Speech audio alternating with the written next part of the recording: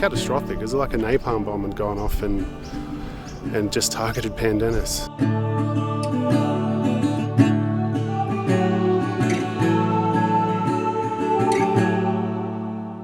There was around about 30,000 dead Pandanus when I arrived, and that's about a third of the population on the eastern shores. From his own initiative, it was his own vision that he could do something about it. He could see in his favourite surfing spots that they were dying back at a rapid rate.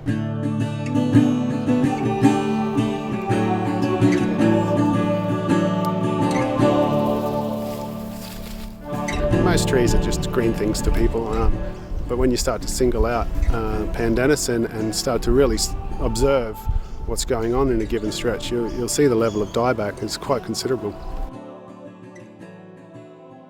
A beetle that's killed palms on Fraser Island is moving south and threatening trees on the Gold and Sunshine coasts. And you can see that by this wrinkling, the shriveled effect. The leafhoppers have been around for decades but have recently increased and are attacking palms from Bundaberg to New South Wales. One single leaf and many egg grafts, over 50 egg grafts, and each egg graft can contain between 50 and 100 plant hoppers. So that's between 2,500 and 5,000 plant hoppers emerging from a single leaf.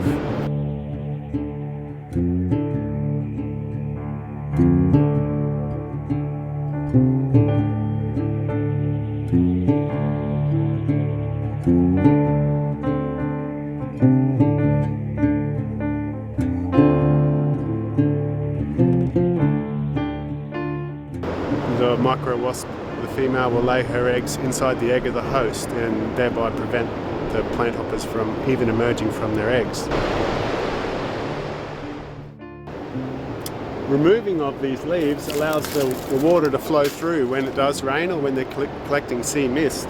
So it intervenes on that crown rot process by allowing the fluids to be released rather than remain in the crown and they become septic. But first and primary, my work involves ensuring the parasitoid wasp is present, and that negates the need for hands-on approach or any chemical intervention or anything like that. He would come on his own, and then before work, if he was, whatever he was doing, at 6 o'clock in the morning, if you said, I've got a problem with a Pandanus, he'd meet you on the beach or in your backyard or where the problem was to fix it. Barefoot and bare-handed, and off he'd go into the bush and fix it.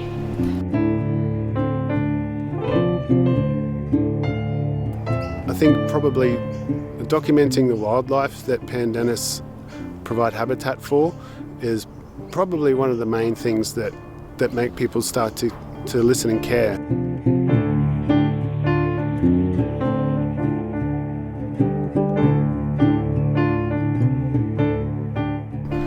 When they understand just how much wildlife is supported by a Pandanus, and you couple that with some of the losses we've had, it's not hard to imagine how much habitat has been lost for a long list of life forms.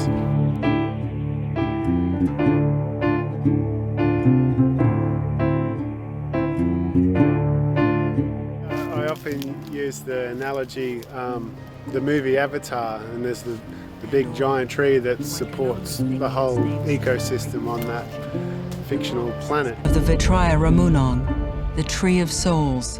The tree is sacred to the Na'vi and believed to be the heart of the deep connection of all life. But that's how I kind of look at Pandanus in the coastal zone. They really stitch together a whole lot of biodiversity from invertebrates through to your animal species and provide habitat and food right the way along that food chain.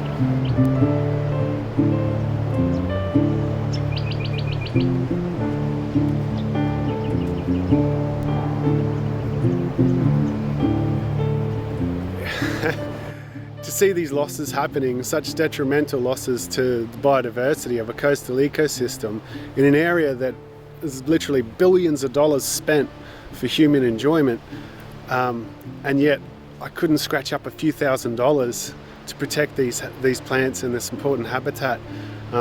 It's definitely been one of the most personally frustrating aspects of this. that I'm working through.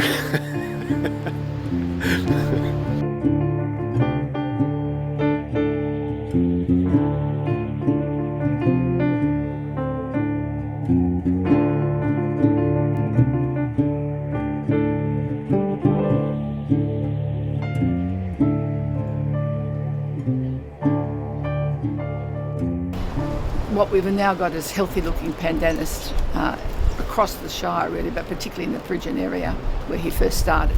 Joel's enthusiasm to share is wonderful, and he'll walk the beach sowing Pandanus seeds with you. He's a very, very giving person, and we're thrilled that we're able to work with him as Bridgen Beach Community Association. The work that I've done with the Indigenous groups, the community groups, raise the awareness, and often I'll come back to a site and Pandanus have been planted or seeds have been put in the ground just based on the education, the profile that I've raised. So it's super heartwarming to see that many people have even taken their own initiative, and I don't even need to take the lead in that instance anymore, and that's awesome to see.